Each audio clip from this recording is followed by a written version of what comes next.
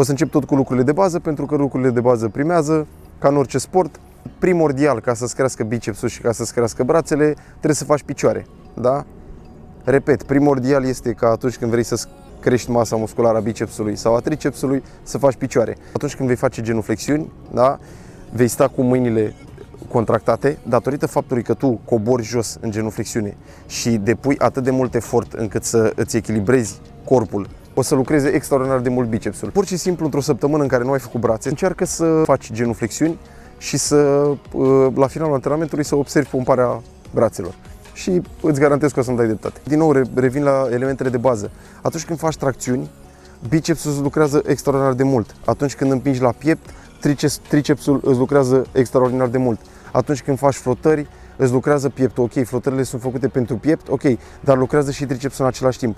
Atunci când faci ramat cu gantera, da, pentru spate, îți lucrează și bicepsul. Când faci tracțiuni la helcometru, da, îți va lucra foarte mult bicepsul. Ok, făcând tracțiuni la helcometru, gândește-te că le faci pentru biceps, da?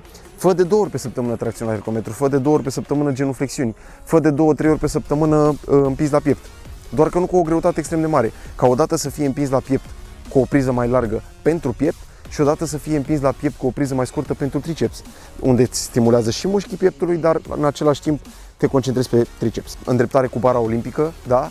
Pe lângă faptul că îndreptarea cu bara olimpică îți lucrează mușchiul femoral, îți vor lucra foarte bine și brațele, pentru că brațul se întinde extraordinar de mult, pentru că depune foarte mult efort la ridicare, da? Deci biceps, triceps din nou. Dar tu trebuie să le pui cap la cap și să ajungi să-ți faci propriul tău plan de antrenament încât să îți stimulezi musculatura pe care tu o ai, pe care toți o avem diferită.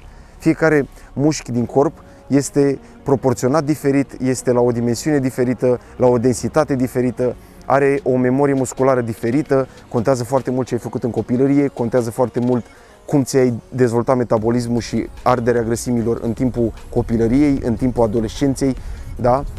Deci încearcă să te gândești foarte mult la cine ești tu, la ce ai făcut în viața asta vis-a-vis de sport și abia după să-ți construiești un plan de antrenament încât să dea rezultate.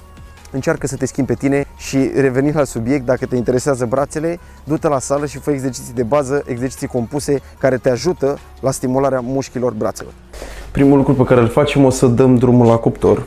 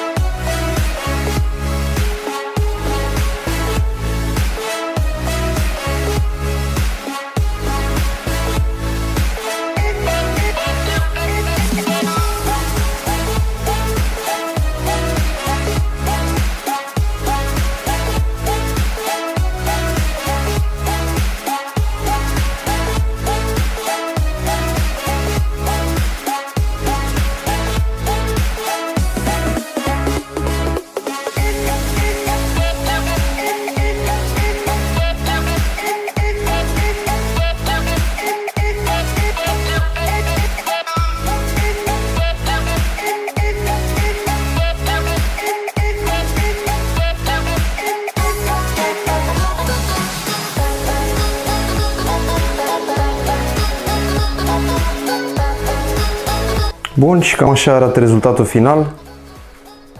Da? Orez, o ceapă, un avocado, soia, cuburi, sare și piper, boia, iute și asta e toată masa.